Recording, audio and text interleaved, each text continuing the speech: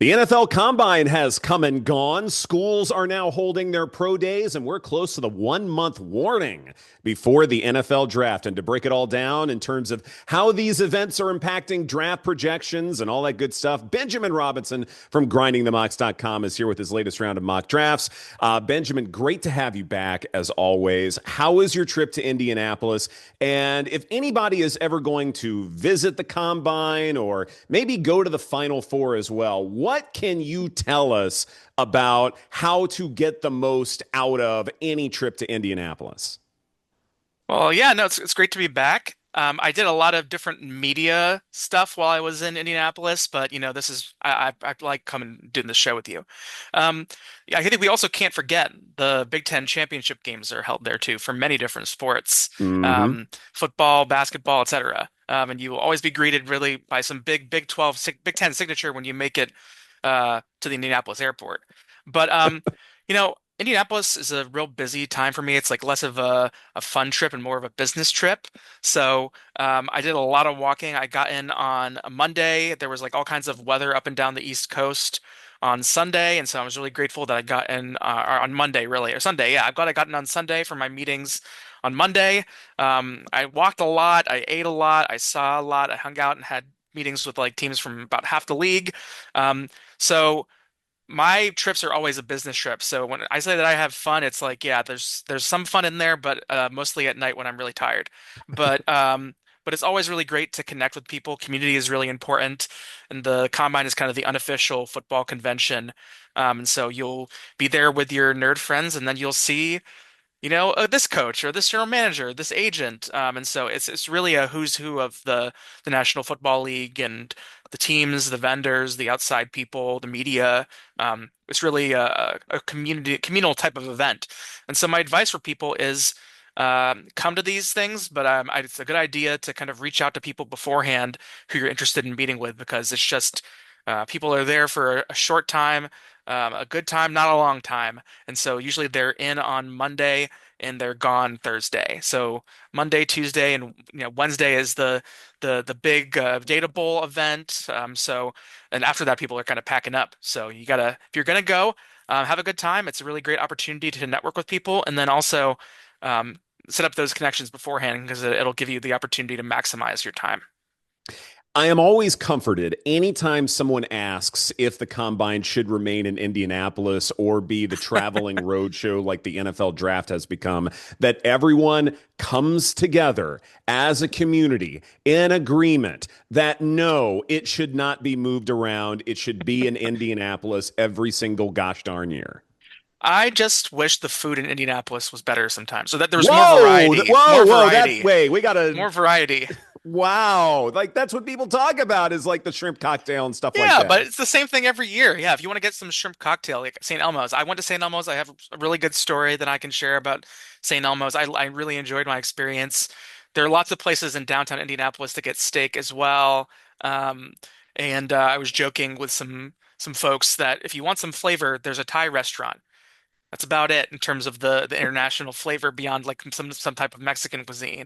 So I just wish there was a little more variety in some of the food. I love making my annual pilgrimage to Shapiro's, which is a Jewish style deli. It's a little bit closer to Lucas Oil Stadium than it is to the main drag of the Combine hotels and stuff.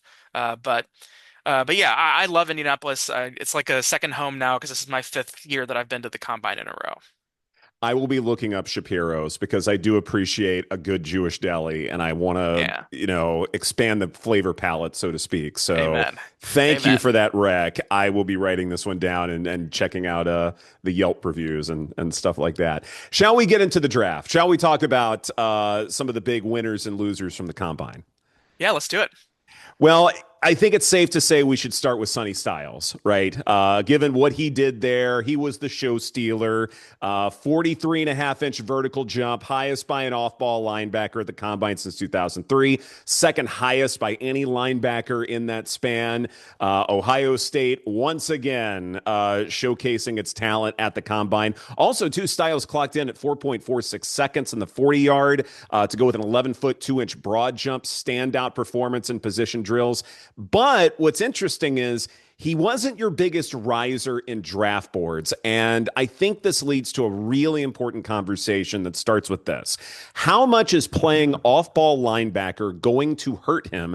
And is it possible some creative defensive coordinator can find a way to make him and his position more important? Yeah, I think it's definitely possible. The NFL, I think we can't be trapped by how we've necessarily always thought about positions in the past. Um, I don't think that he's going to be drafted as high as his teammate Arvell Reese, also a linebacker who ostensibly could be an edge rusher. Sonny Styles started his career as a safety, so he really is kind of more of a safety who converted into a linebacker. So he still has athleticism, as we saw, in Indianapolis, but he's not as valuable of a position, I think, as like an edge rusher contractually. Um, I think about players who are this good at this type of position, they always tend to get drafted pretty high. I think about like Roquan Smith, the linebacker from Georgia, who was drafted by the Chicago Bears in the 2018 NFL draft. That's the name that kind of sticks out the most when I think of guy who was thought of as like a big high pick. Devin White from LSU. Um, you know, Roquan Smith obviously more successful than Devin White, but yeah, I think that there's a decent chance that he goes before, I think you were seeing him borderline top 10. And they were saying, okay, if we think he's a top 10 player, Dallas has that pick overall, number 12. Maybe the Bengals kind of take a gander at him. But now with this athletic testing, they're like, oh, well, actually, I think this kind of raises his ceiling quite a lot. And so now you're seeing him more around the top five. And that's where he lands in my post-combine rankings, having an expected draft position around five, but that puts him at the fourth overall player. So I don't think positional value hurts you too much when you're that high up on the boards. You see this with a running back in the past where, Ashton Genty, Bijan Robinson, Jeremiah Love this year, where they are probably going to get drafted really high. And if you're that talented, that high up on the boards, teams I think care a little bit less about the positional value. When you start getting to like the more mid first round guys, like in this case, maybe like I know we're not going to talk about him, but like Georgia's CJ Allen, you're like, yeah, I don't know. If you're just like that kind of linebacker, we think you're pretty good, but we don't know how special you are in terms of an athlete and how good you are as a football player. Um, it's a little bit harder to stomach. Although you would prefer taking a linebacker at 20 versus taking a linebacker at 10th overall, I think there will be some team that says I can use that and I don't necessarily care what position he plays. We'll make it work. And I think those teams will ultimately end up with, like a really good player. But a lot of those teams are not a linebacker away from being relevant. They're more like an edge butt rusher or a cornerback or a defensive tackle who can rush the passer.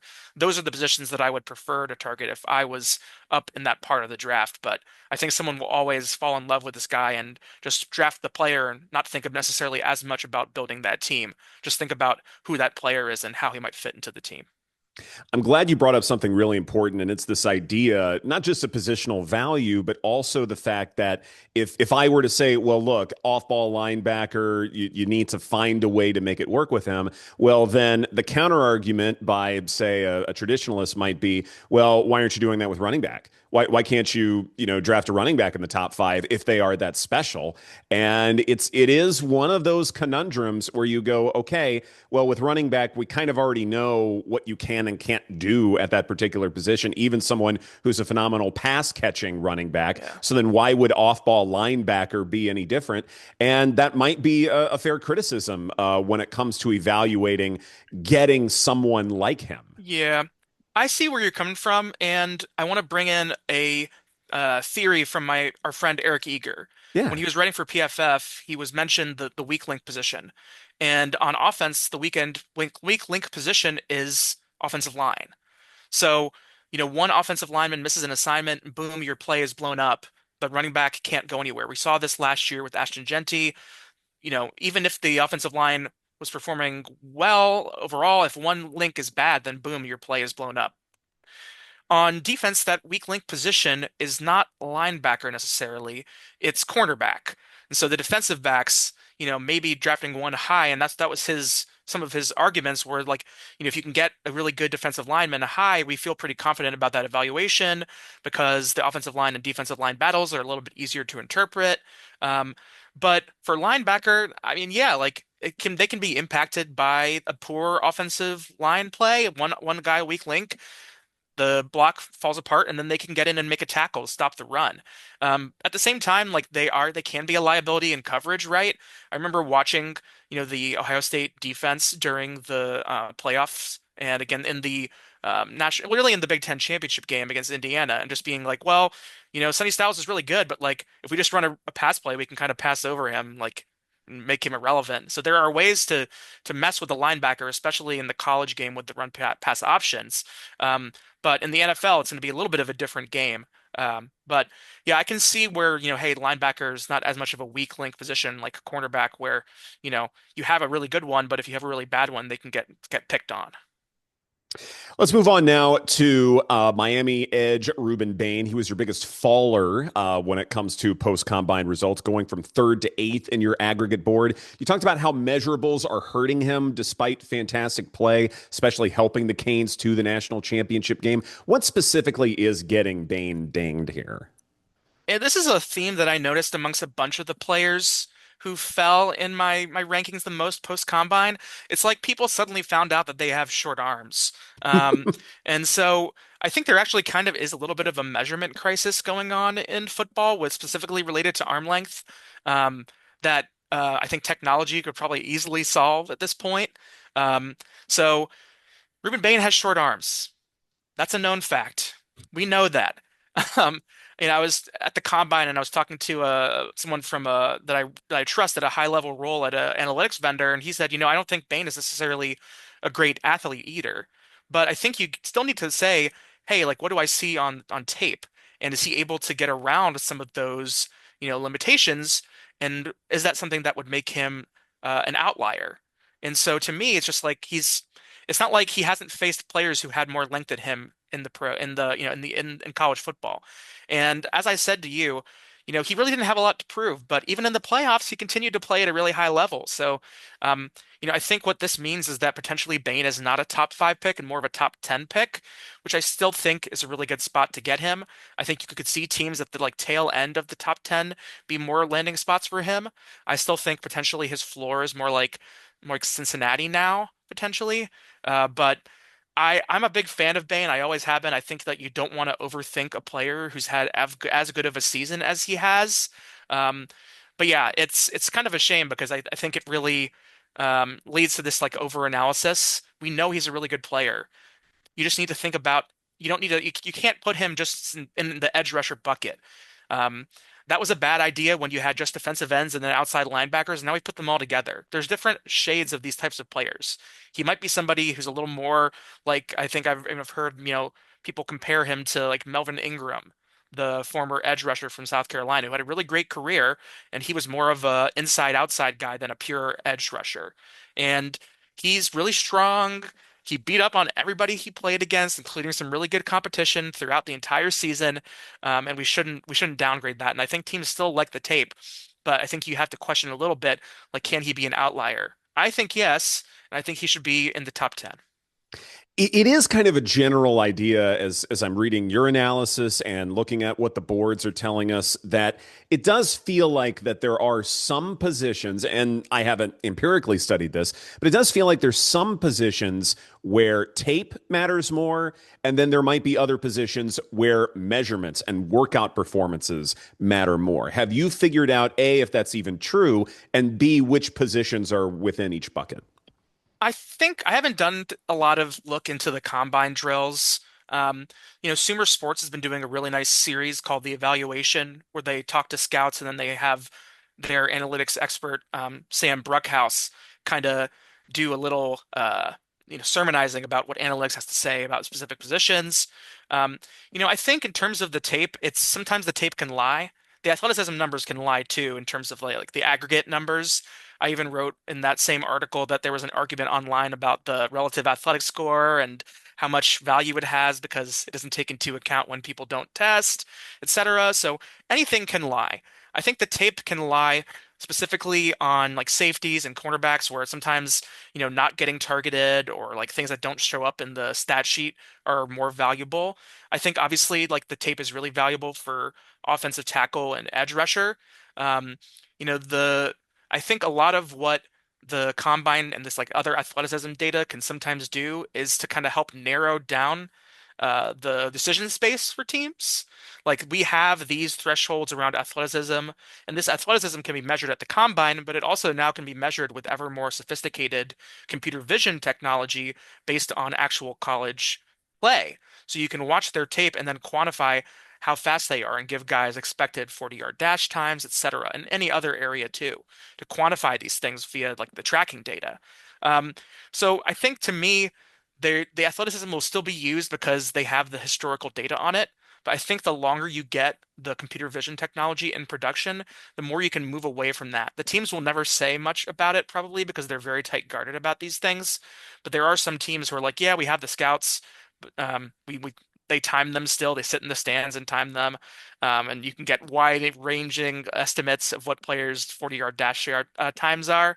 Um, but to me, when I think about it, you should still use the athleticism to kind of filter out players, and then from there you can evaluate the players that are left on their on-field play. But um, the combine is mainly a way of identifying some players and saying, is this something that I we didn't see? Are they actually that good of an athlete, or are they just a good tester?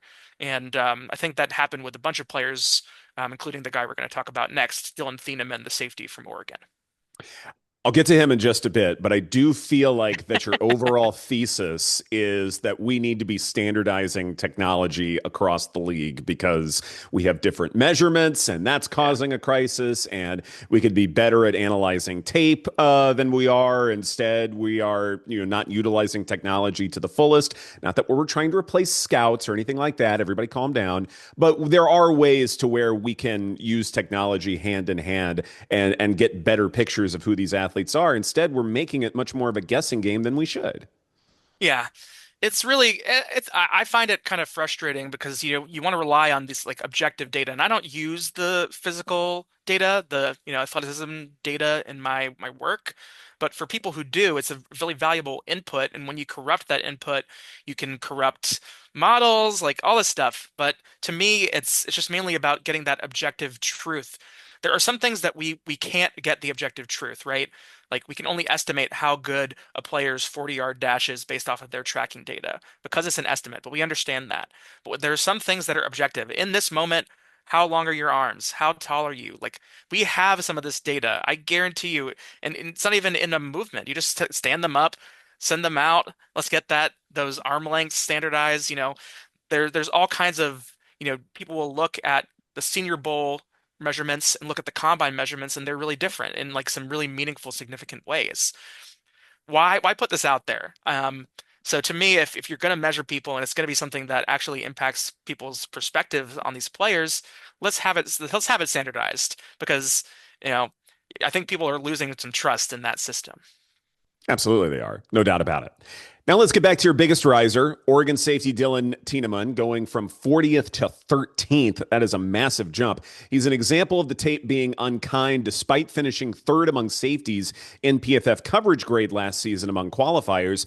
Was it the run defense, the tackling, or something else that may have inhibited us falling in love with him? So, I mean, I think when people have been looking at safety, they feel really good about Caleb Downs from Ohio State.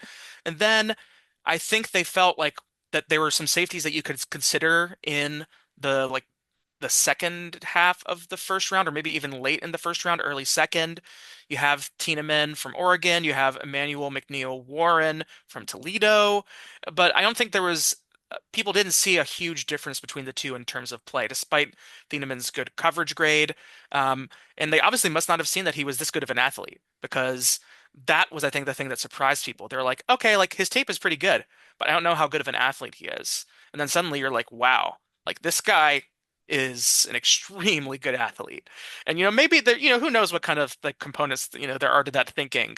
Is there like there's all kinds of evidence that, people tend to like stereotype and whatnot, specifically around like white defensive backs. Like let's be real. Um, but like I think people were really taken aback that like, hey, like he has really pretty good tape, but if he's a really good athlete, then that will raise the kind of ceiling of where he can go. Um, and so to me, when I think about his ceiling right now, it jumps into like the middle half of the first round. I still think that he's more of like a later second half of the first round guy now. Like I think a lot of people are putting him to the Vikings at 18 because they've always wanted that kind of a safety, and they are having some turnover potentially at that position with Harrison Smith, not 100% coming back to play football this year.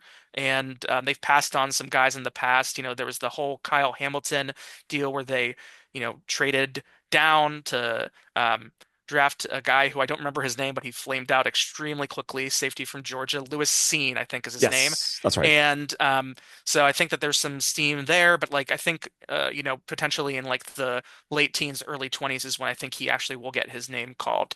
But that's a big deal. And so to me, the combine overreaction, he's, I think, a big candidate to regress a little bit, but I think he'll still be in the first round conversation and kind of solidly as being thought of as a second safety instead of being in competition with Emmanuel McNeil Warren or others.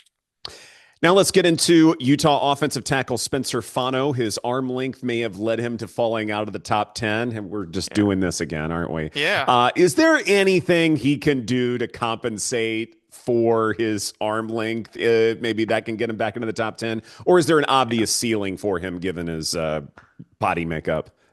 Well, so he played right tackle at Oregon. Oregon had probably like the best tackle duo of anybody in college football last year, along with left tackle Caleb Lomu. So, two guys who have like strong first round consideration. Fano, it's like I still view him as like a borderline top 10 player now, but I think his stock is like clearly on the decline. I think the issue was the arms, but then also there was a team that asked him to work out at center.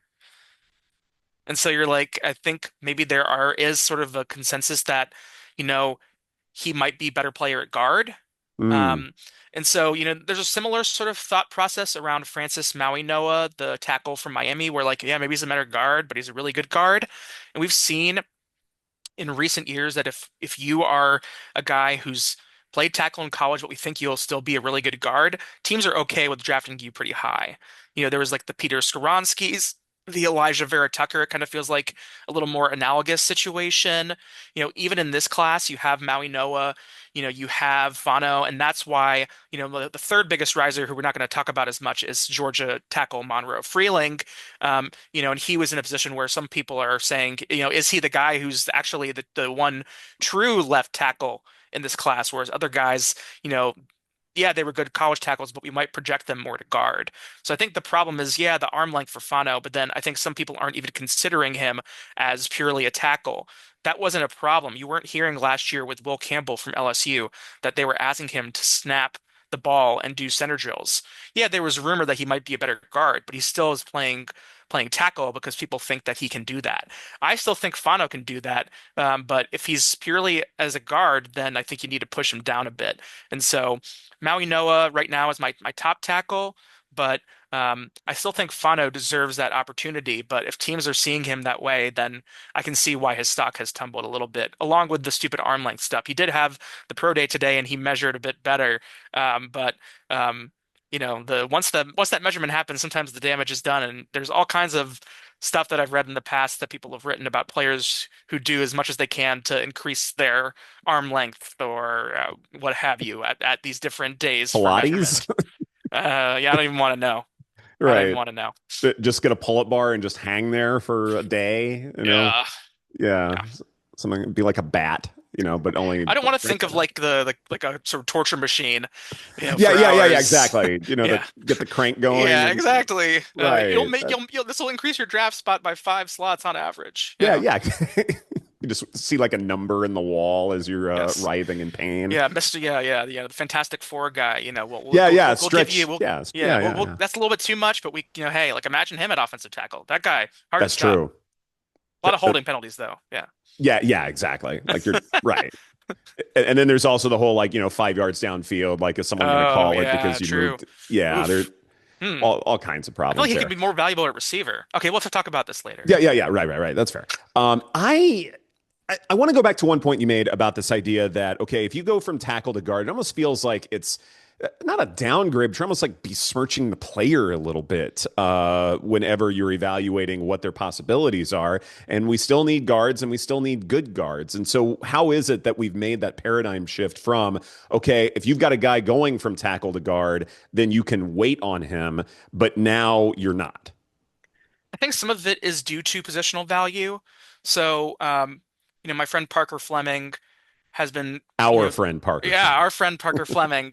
I actually met him at the combine for the first time. Really lovely Nice. person, lovely in person as much as he is online. Hmm. Um, so he's been writing about kind of the minimum, the salaries. Like, hey, like if you draft a tackle in the first round at a certain slot, like how well do they actually have to perform in terms of tackles in the league by their fourth year to make the position worth it in terms of the contract value and just the benchmarks that you have to hit for tackle are just so much lower than the benchmarks you have to hit for guard.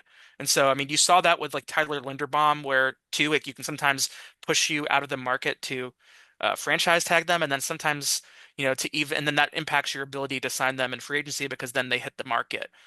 So, because of the way that the franchise tag is applied, it gets applied across all offensive linemen the same. Um, and so that ends up being a tough situation for a team, even in like a good financial situation, to justify paying the player that much. But yeah, so I think it's mostly about like them hitting that benchmark. It's just a lot harder to do if you draft, a player at guard in the middle of the first round. They have to be like the seventh best guard in the league by the fourth year to make it worthwhile. Versus the tackle, I think they can be like pretty. They have to be a starting caliber tackle, but like they can definitely earn back that value that you use to make the pick pretty easily, a lot more easily than if you just drafted them purely to play guard. So yeah, and that's why you kind of want to try to build around that guy, even if they're really good. They may not add as much value over the replacement player, and relative to the market. Again, weakling system, and Yeah, that's the big deal whenever evaluating guards, tackles, those changing positions, any of that stuff, no doubt about it. I do have to get another Ty Simpson yeah. question in here. It's just what I do. Former Alabama gunslinger, still the second quarterback picked off the board here in the first round. But this chatter, I feel like, is going to last all the way up through draft day. It is. What are the chances he's not the second quarterback chosen? And what are the chances the second quarterback isn't even selected in the first round? I still think he's the second quarterback chosen. I do think that he's a second round player. Um, you know, I have my public model, and in the public model, he's still going to show up in the first round because the public model is what we call in statistics more of a frequentist model. It just looks at the data that's available and tries its best to estimate. In my more advanced model that I use with the team clients that I have, it's a Bayesian model, so it kind of takes into account a lot more of the uncertainty inherent in the draft. Right now, he's my let me take a look, 46th ranked player. Um, and so to me, it says that the the kind of ceiling outcome is still a first rounder, like late first rounder, like in the late 20s or mid late 20s.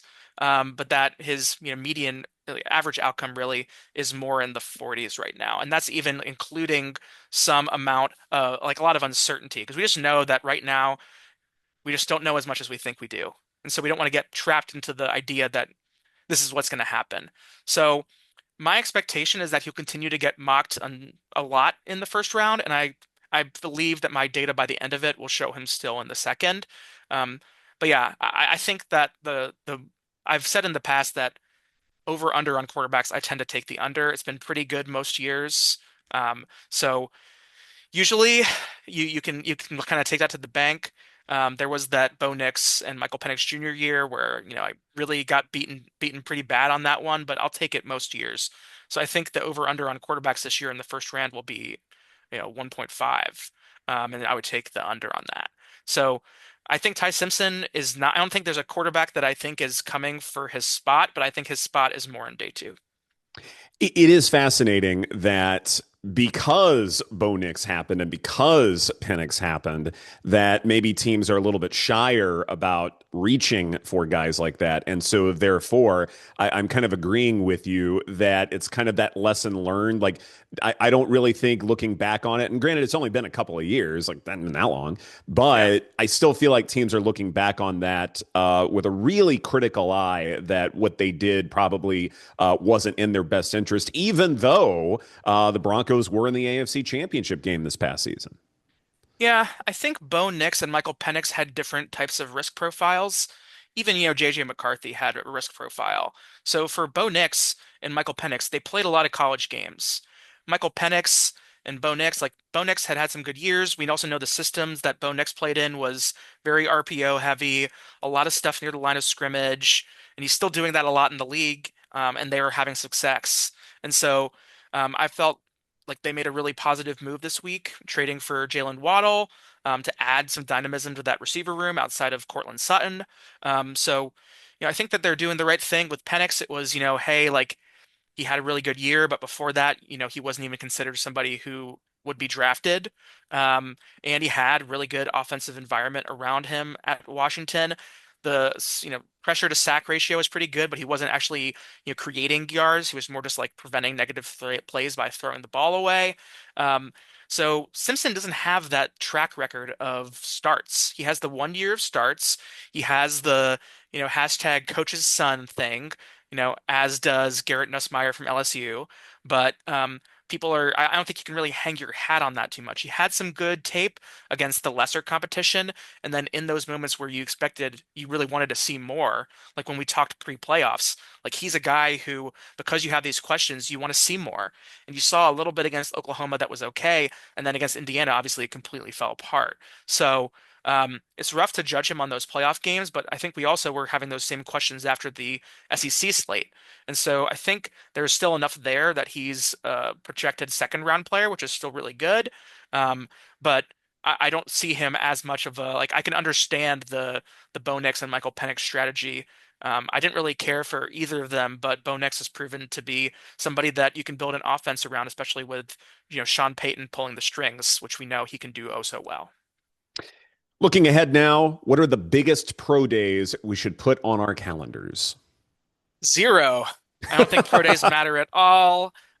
If you are looking at like being a marginal guy, like if you didn't get invited to the combine or you didn't test at the combine, then like yeah, like maybe there's some opportunities in there. Um, the pro day is very different from the combine because you're getting that home field advantage. So you should expect and more of the handheld times. So you should expect like a better performance at your pro day because you're in like a less stressful environment and you're getting that hand time treatment. So to me, it can help if you're somebody who didn't get invited to the combine or maybe you didn't test at the combine, but I don't think it necessarily matters a ton at all. You know, I think it's fun to watch some of the scripted quarterback routines. If you like that, it can be like good TV at times, but I wouldn't say it adds much to the conversation. So these players have been evaluated a ton, and so this is just one more opportunity for them to meet with the teams and kind of put their best foot forward. But I don't think it makes a huge difference. People don't even notice sometimes when these pro days happen. So like, USC already had their pro day. Like, I don't know, Utah just had their pro day today and no one cared. So I think pro days, you shouldn't make too much of them, but they can be good TV. So just take it for what it's worth. Yeah, I'm trying to think. I was at Kyler Murray's pro day several years back in Oklahoma, and I had a good time. It was fun. It was cool to watch him It should throw be. all different kinds of routes and actually get to talk to him for the first time in years. And so that was a fun experience. And then also, I think sometimes the head coaches can do probably the best sales pitch of anybody. Yeah. And I do think that is important. Granted, it's going to be biased, and so you have to, take it with a grain of salt. But at least they might offer a new kind of perspective. And it's almost as though the conversations, to me at least, matter a great deal more than the workouts that we see. Yeah, very much so, probably. Like I said, it should be a lot of fun. It's choreographed, so it should be good. They've been practicing this script, this routine. I mean, like Fernando Mendoza didn't throw at the combine, but I can guarantee you he's been practicing the throws that he's been making so that he knows the exact sequence of throws that he's going to be making every single time. And so it should look really good. If it doesn't look good, whatever. It's not a game. Like, I don't know. Like, it's like you can, it's a win-win, whatever, pretty Mhm. much whatever happens. Even if you, unless you have like the yips, and then I don't know what to do with you. But I'd still rather have the college tape you had than the weird pro day, bad day that you had. I don't think it makes a big, big deal. Um, if you had a bad pro day, how do you even quantify that anyway? I don't even know. That's fair. That's absolutely fair. It's a lab, basically. You were just playing in a lab, and Yes. that's basically all that this is. But like I said before, I find some value in the conversations afterwards because you just get so few chances to really get to know these guys better in a kind of neutral context where they're not selling something. And so, in that respect, I would say, yeah, they're valuable in that regard, but quantifying them, way tougher than say the combine or pretty much most anything else. So I'm definitely with you there. Benjamin Robinson of Grinding the Mocks. Tell everyone where they can find your work and follow along with your draft coverage. Yeah, thanks, Edward. So yeah, grindingthemox.substack.com is where I'm trying to do a lot more writing. So my post free agency update at Grinding the Mox should be out next week. So I think we'll be due for another show in probably a couple weeks to cover some of those post free agency insights that have changed the dynamic of what the draft is telling us. Um, and then on top of that, grindingthemox.com will be updates there and then on social media as well. I'm working on a new piece for my for the Substack blog around looking at my weighted mock draft data, which you can find on grindingthemox.com, and also newly at NFL IQ. The Yes. Next Gen Stats NFL.com/IQ product. I have data that of that specific nature that's flowing in there that kind of shows the kind of draft targets for each team based on my weighted mock draft shares. And so I'm writing an article about the weighted mock draft shares, basically taking every mock draft and then adjusting it for when it was published and who published it, so that not every mock draft is created equal, and then kind of seeing how well that data shows us which players teams are actually going to pick. So it's not the modeled data, but they're features that are used in my model. How good are they at showing us, which players teams are going to target? So, the insight that I one of the insights that I've found, like a little preview, is that going back in time, the last six draft classes since 2020, um, teams have taken the player that they were mocked to the most, like the most player that they were mocked, removing players that had already been selected, um, more than half the time.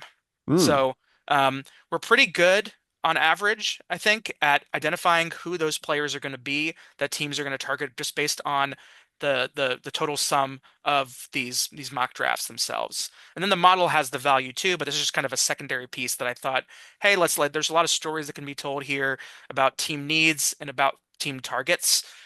So in the first round specifically, I think it has a lot of value. I haven't tested it outside of the first round, and I probably won't after that. But the model, I think, has a lot of value because it can pick apart some of those details. But then some of these features, when you just kind of add them up, do give you some signal about where teams are looking. So, football fans, you guys have a lot of work to do coming up. You've got NFL IQ to check out, obviously, but then also Grinding the Mocks Substack, grindingthemox.com as well. And of course, you got to watch this space because we will Amen. have Benjamin Robinson back very soon with his latest aggregate board. Benjamin, thank you so much for your time as always. Appreciate it. Yeah, same, Edward. Appreciate it. Thank you.